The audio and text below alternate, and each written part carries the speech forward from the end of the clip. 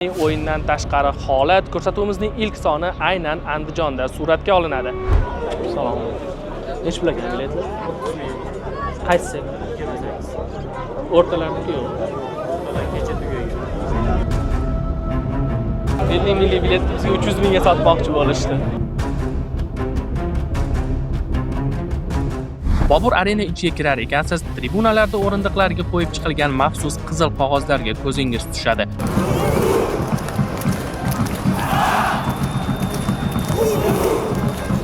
Fan klub o'z ishini yuqori darajada bajardi. Yo'q. Ya'ni fotograflar o'tirgan zonadan Wi-Fi tortmayapti. Shuningdek, tribunadagi ta'mirlash ishlari ham shu vaqtgacha to'liq yakunlanishi kutilmoqda.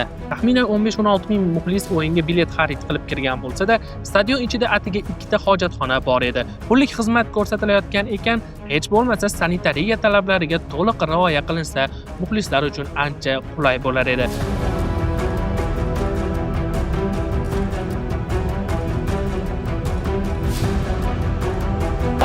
Uchrashuvning 74-daqiqasi o'tib bormoqda. Hozirda hisob 1-1. Uni monitorda ham ko'rishingiz mumkin. Omad Andijonda, chempion Andijon.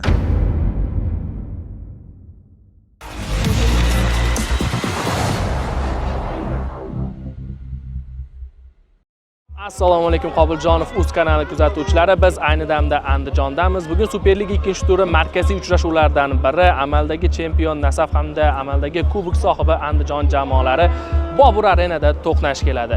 Liga bilan hamkorlikda biz bu yildan boshlab yangi loyihaga qo'l urdik, ya'ni o'yindan tashqari holat ko'rsatuvimizning ilk soni aynan Andijonda suratga olinadi.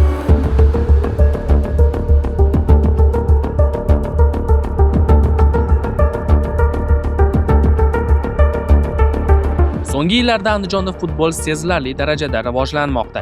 Andijon klubi Superligada muvaffaqiyatli ishtirok etayotgani, yosh futbolchilar yetishib chiqayotgani buni yaqqol ko'rsatmoqda. Eng quvonarlisi, muxlislar soni oshib, stadionlarda haqiqiy futbol muhiti shakllanmoqda. Futbol endi nafaqat sport, balki Andijon aholisi uchun katta qiziqish va g'urur manbaiga aylanib ulgurdi. Bugungi ko'rsatuvimiz davomida nafaqat o'yin, balki stadion infratuzilmasi, muxlislar faolligi va media uchun sharoitlarga e'tibor qaratmoqchimiz. Demak, boshladik. Omad Andijonda, chempion Andijon. Dastlab stadionga kirish qismiga e'tibor qaratamiz. Muxlislar stadionga qanday sharoitda kirib kelmoqda? Chipta rastalarida navbat bormi? Chiptalar narxi qanday? O'yin boshlanishiga 2,5 soatdan ko'p vaqt bor. Biz hozir stadion atrofidagi kassaga boramiz va o'yinga chiqarilgan biletlar qanchadan sotilayotgani haqida ma'lumot so'rab ko'ramiz. Salom. Nech pul ekan biletlar? Qaysi? O'rtalarniki yo'q. Kecha tugagan. Rahmat. O'zi qanchadan sotildi o'rtalar?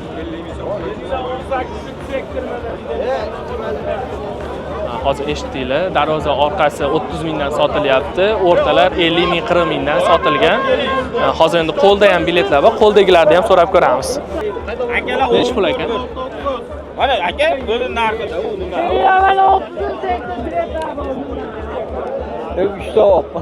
Yo'q, endi bo'lsa. Mana 14 bor. Shunda birinchi sektorda to'g'ri? Ha, bir, bo'laman aka. Boyaqshi. 50 ming. Yo'q, nada, belar endi. Shunaqa. Bizga o'qlashadi. 50 minglik biletni bizga 300 mingga sotmoqchi bo'lishdi.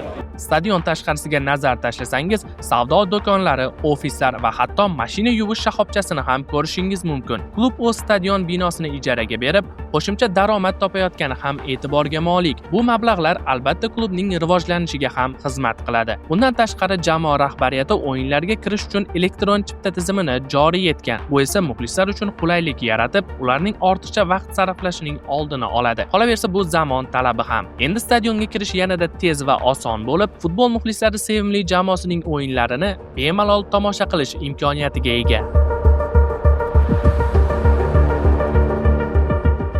Bobur Arena atrofida muxlislarning iftorlik qilib olishi uchun barcha sharoitlar yaratilgan. Oziq-ovqat va ichimliklar bilan bog'liq hech qanday muammo yo'q. Stadion atrofida bunday narsalar keng tanlovda taqdim etilmoqda. Bundan tashqari, klub muxlislarni xursand qiladigan yana bir jihat, bu yerda jamoa atributlari, jumladan forma, sharflar va boshqa ramziy mahsulotlarning savdosi ham yo'lga qo'yilgan. Bu esa nafaqat klub uchun qo'shimcha daromad manbai, balki muxlislar uchun sevimli jamoasini qo'llab-quvvatlash va uning ramzlarini g'urur bilan kiyish imkoniyati hamdir.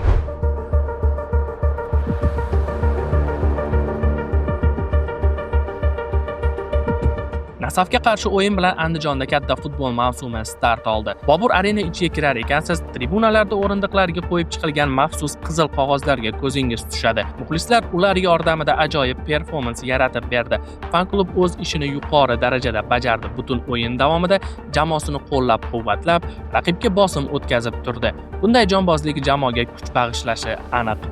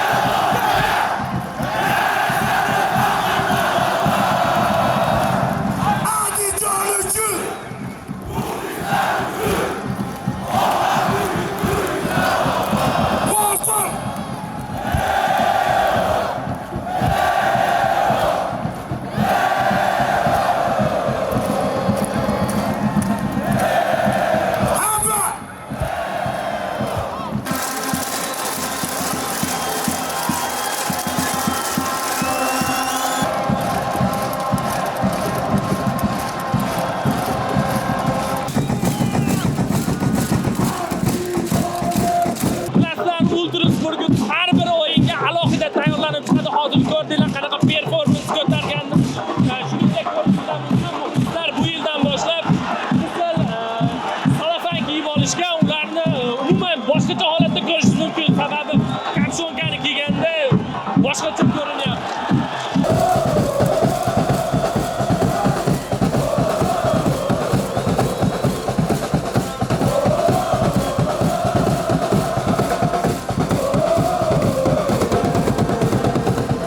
Andijon jamoasi bu yil Osiyo Chempionlar Ligasi 2 turnirida ishtirok etadi. Shu sababli jamoa o'z stadionida qayta ta'mirlash ishlarini olib bormoqda va uni Osiyo Futbol Konfederatsiyasi talablariga mos holatga keltirishga harakat qilmoqda. Ushbu o'yinda Bobur Arena maydonchimining holati juda yaxshi darajada edi. Avvallari murabbiylar maysa holatidan ko'p e'tiroz bildirgan bo'lsa, bu safar ular maydon sifatidan qoniqish hosil qildi. Bu esa olib borilgan ta'mirlash va parvarishlash ishlari o'z samarasini berganini ko'rsatadi. Futbolni ommaga tezkor yetkazib beruvchi sport jurnalistlari uchun stadiondagi sharoitlar juda muhim. Bobur Arenada ular uchun qanday imkoniyatlar yaratilganini ko'rib chiqamiz. Avvalo, internet sifati va barqarorligi matnli hamda video xabarlarni tez yetkazishda katta rol o'ynaydi. Shuningdek, media tribunaning qulayligi, elektr ta'minoti va texnik jihozlar muhim ahamiyat kasb etadi.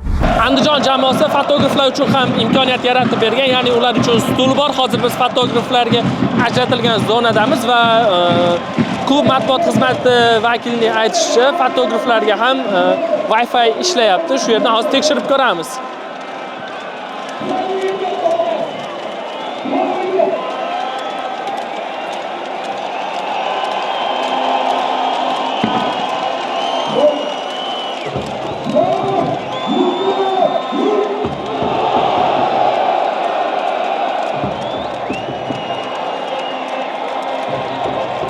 Yo'q. Ya'ni fotograflar o'tirgan zonadan Wi-Fi tortmayapti. Lekin ko'rdik, media uchun xonada Wi-Fi qo'yilgan va u ishlayapti. Agar fotograflarga ham bu Wi-Fi ni ulab berishsa, yana ham yaxshi bo'lardi. Sababi, bilasizlar, stadionga odam to'lgandan keyin rasmlarni uzatishda muammolar bo'ladi internet bilan. Agar Wi-Fi bo'lsa, o'yindan rasmlar tez va sifatli chiqadi. Media tribunaga kirganimizda u yerda Wi-Fi o'rnatilgani va har bir stolga uning paroli yozib qo'yilganini ko'rdik. Biroq ayrim jurnalistlar internet tezligi biroz past ekanligini ta'kidlashdi. Bu kichik muammo bo'lsa-da, ehtimol keyingi o'yinlargacha uning sifati yaxshilanar. Shuningdek, tribunadagi ta'mirlash ishlari ham shu vaqtgacha to'liq yakunlanishi kutilmoqda. O'yin yakunida futbolchilardan intervyu olish uchun mixed zonalarning mavjudligi ham jurnalistlarning samarali ishlashi uchun juda muhim. Liga bu yildan barcha klublarga mixed zonani tashkil qilishni shart etib belgilagan. Albatta, ayrim kamchiliklar ham yo'q emas. Bizning maqsadimiz tanqid qilish emas, balki bor haqiqatni yoritish va mavjud sharoitni sizlarga xolisona yetkazish. Taxminan 15-16 ming muxlis o'yinga bilet xarid qilib kirgan bo'lsa-da, stadion ichida atiga 2 ta hojatxona bor edi. Ular ham pullik. Tashqaridagi hojatxona narxi 3000 so'm. Ichkaridagi esa hali to'liq ta'mirlanmagan bo'lsa-da 2000 so'm. Ichkaridagi hojatxona oldida pul olib turgan insonlardan so'raganimizda bularning barchasi klub byudjetiga tushishini aytishdi. Ha, klub qo'shimcha daromad topishga harakat qilayotgan bo'lishi mumkin, ammo muxlislarga yaratilayotgan sharoit ham shunga yarasha bo'lishi kerak.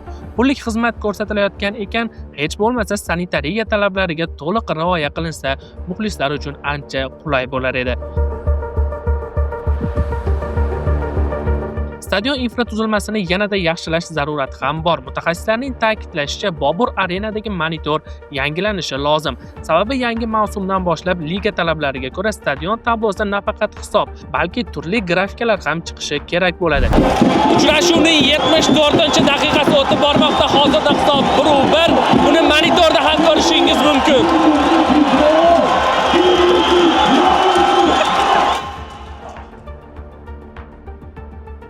Shuningdek, yugurish yo'lagini ham zamonaviy va qulay yumshoq rezina qoplamiga almashtirish lozim. Bu nafaqat futbolchilar uchun qulaylik yaratadi, balki ularning jarohat olishini ham oldini oladi. Yana bir muammo o'yin yakunlangach, foto muxbirlarning matbuot anjumani xonasiga kirish jarayoni. Garchi ularning akkreditatsiyasi mavjud bo'lsa ham, xavfsizlik xodimlari ularni asosiy kirish joyida ushlab turdi. Buning asosiy sababi uchrashuvga tashrif buyurgan yuqori martabali mehmonlar, futbolchilar va jurnalistlarning bitta yo'lakda harakatlanishini oldini olish. Bu masalada xavfsizlik xodimlarini ham tushunsa bo'ladi, ammo foto muxbirlarning ham o'z vaqtida ishini bajarishi muhim. Shu boisdan ligadan iltimos qilib qolardiki, ular uchun matbuot anjumani xonasigacha alohida yo'lak tashkil qilinsin. Bu nafaqat ularning ishini yengillashtiradi, balki umumiy tartib xavfsizlikni ham ta'minlashga yordam beradi. Bobur Arena sharoitlarini sinchiklab o'rgandik. Bu dasturimizning ilk soni. Albatta, kamchiliklar bo'lishi mumkin. Bizning maqsadimiz kimnidir yomonotlik qilish emas, balki muammolarni ko'rsatib, ularning yechimini topishga o'z hissamizni qo'shish. Klublarimizdan bizga dushman emas, balki ko'zgu sifatida qarashini so'raymiz, chunki siz ham, biz ham futbolimiz rivoji yo'lida harakat qilyapmiz. Kelgusi sonlarda ko'rishguncha